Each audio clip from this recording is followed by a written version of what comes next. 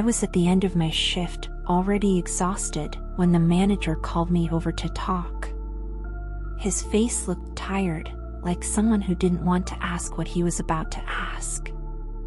"We need you to stay late tonight," he said, his voice low as if he already knew it would be difficult for me.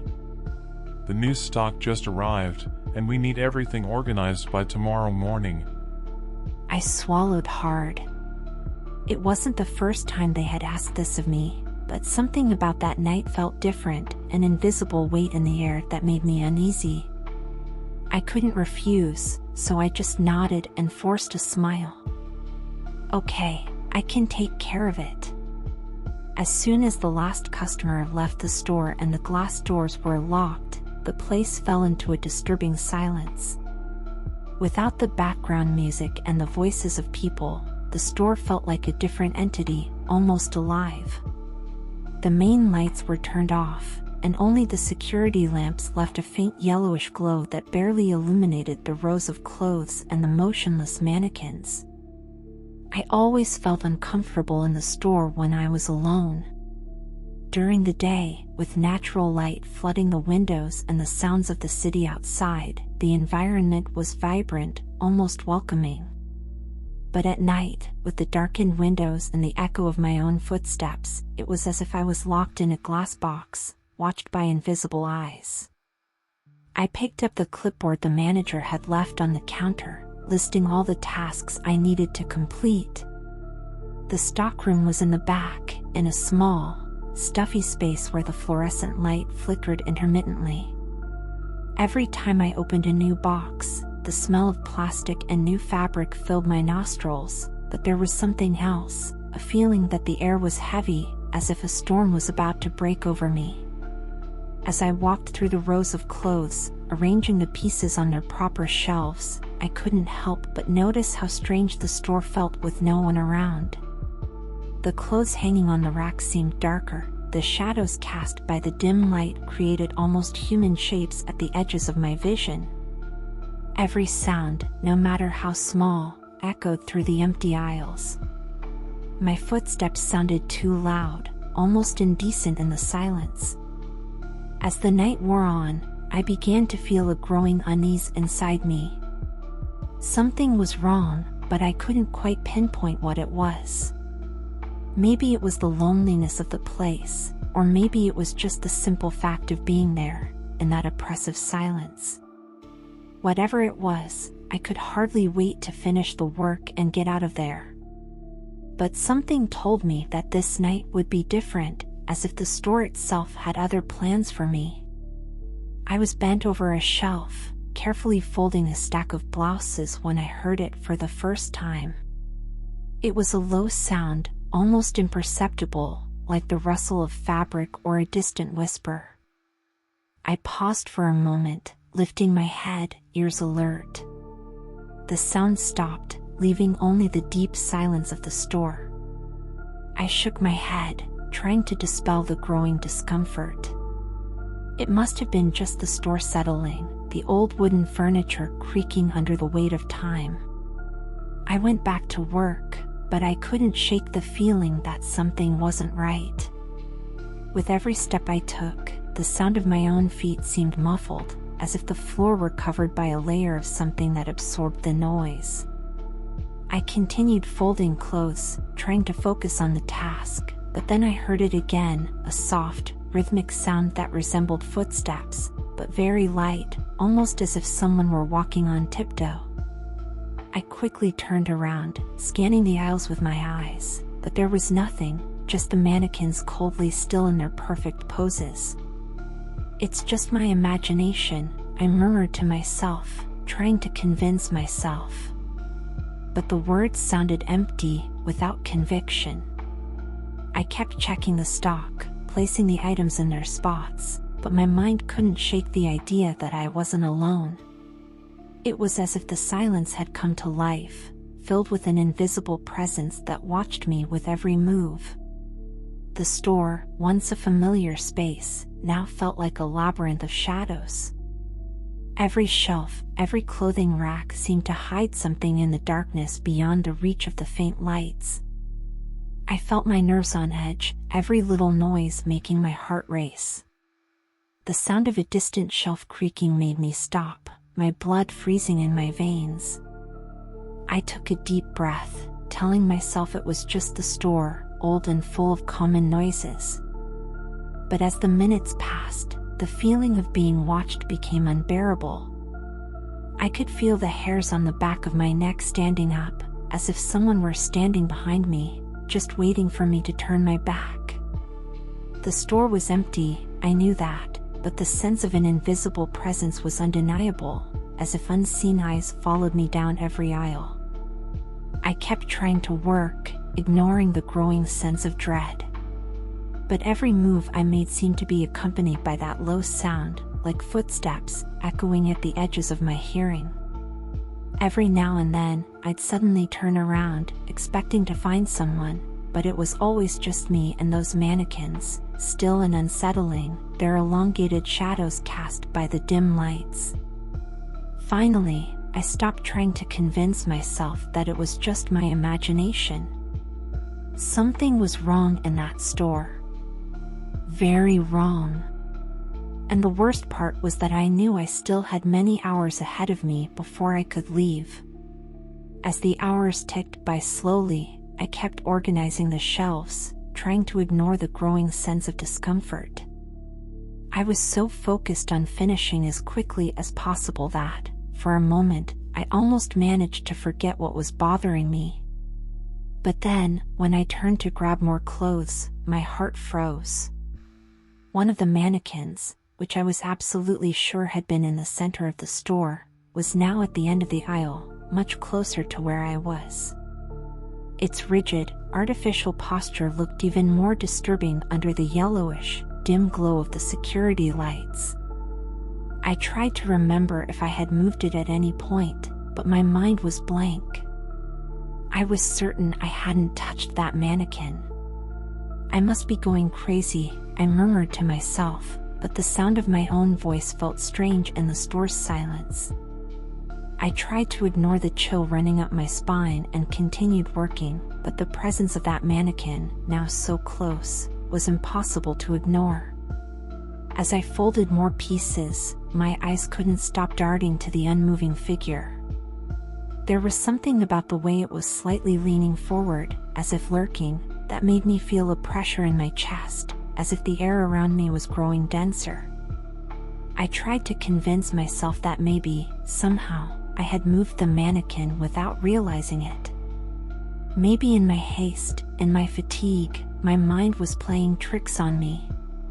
But that excuse sounded hollow, like a poorly told lie. I continued working, but the feeling of being watched wouldn't leave me. Every time I looked at that mannequin, it felt like it was watching me, attentive to every move I made. After a few minutes, I decided to move away a bit, to the other side of the store. I needed distance. As I walked towards the dress section, I turned to look again. It was still there, but it seemed to have moved even closer once more. My heart began to pound in my chest. It couldn't have moved by itself, or could it? At that moment, I realized it wasn't just one mannequin. There were others, all slightly out of place, all a little closer than I remembered. It was impossible that I had moved them all. I was alone in the store, and no one else could have done this. Panic started to set in, but I tried to stay rational, telling myself it couldn't be happening.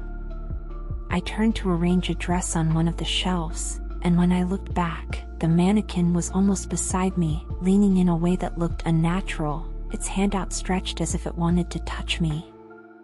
I screamed and instinctively recoiled, the sound of my scream echoing through the store's empty walls. My breathing was rapid, and I could feel sweat starting to bead on my forehead. I could no longer ignore what was happening.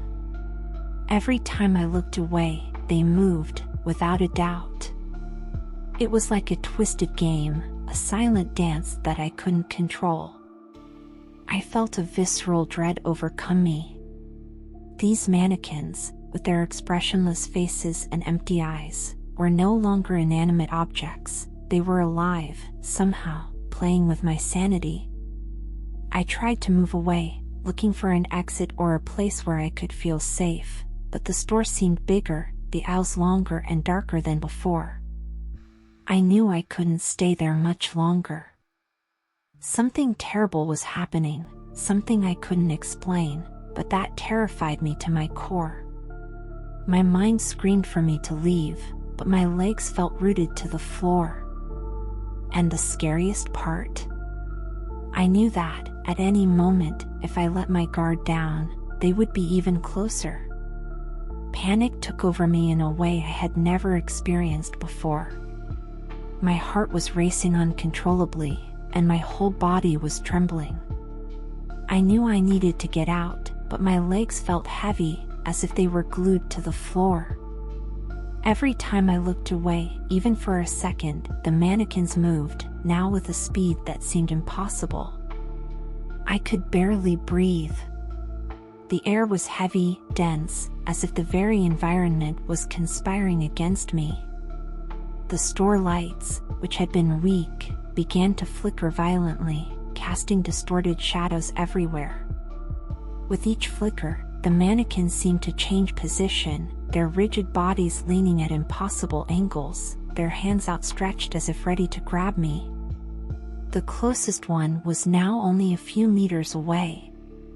Its hands were stretched in a grotesque pose, its long, thin fingers seemed poised to touch me.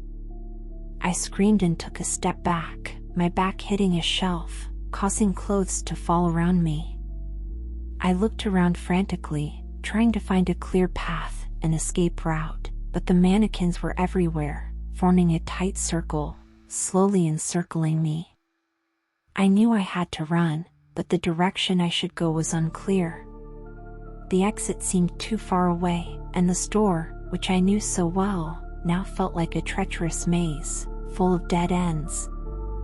I started running back and forth, my mind blank, only the instinct to survive guiding me.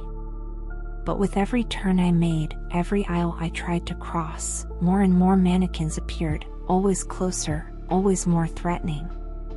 My footsteps echoed in the empty store, each thud of my feet on the ground seemed swallowed by the crushing silence. The lights kept flickering, and every time the darkness took over, even for a millisecond, I felt they were closer. Terror was consuming me, my thoughts fragmenting, and every part of my body screamed for me to find a way to protect myself. Suddenly, I found myself cornered in a part of the store. A row of mannequins blocked the path ahead of me, their arms outstretched towards me as if they were about to close around my body.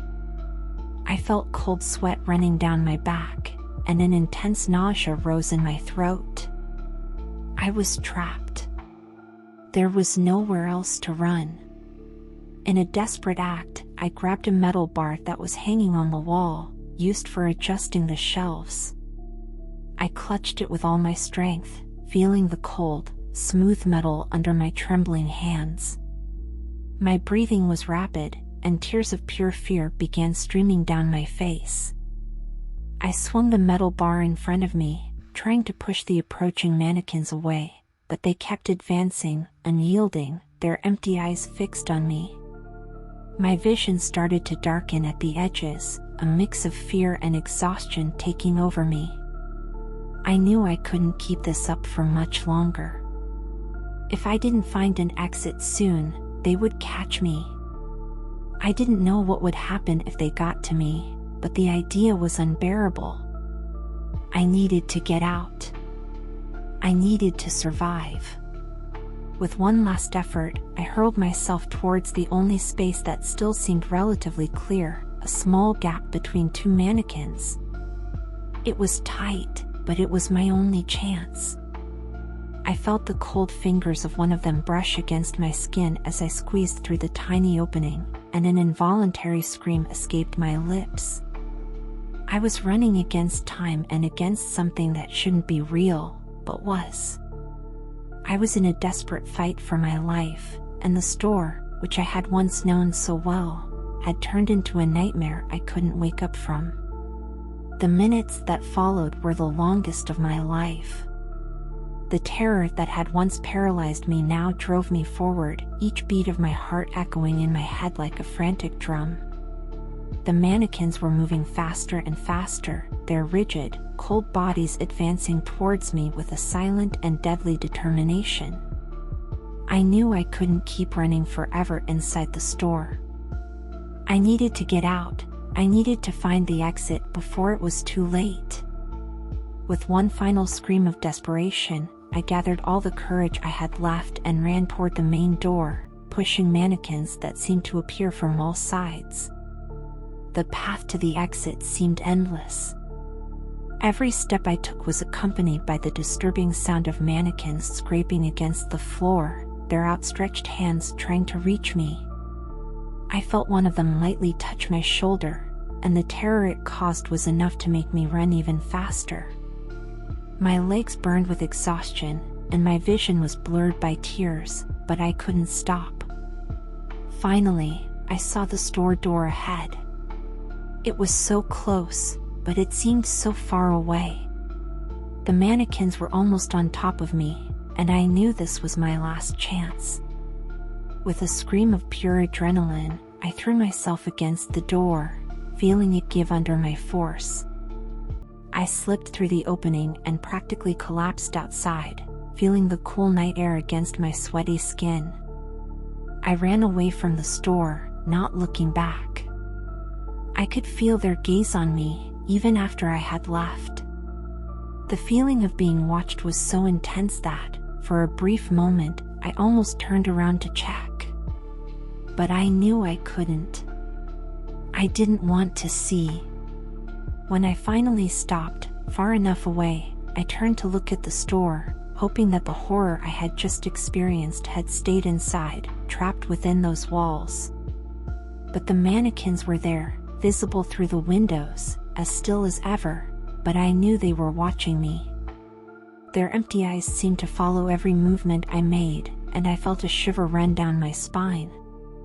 Even in the safety of the street, I couldn't shake the feeling that they were still there, waiting, watching, ready to move again if I came back.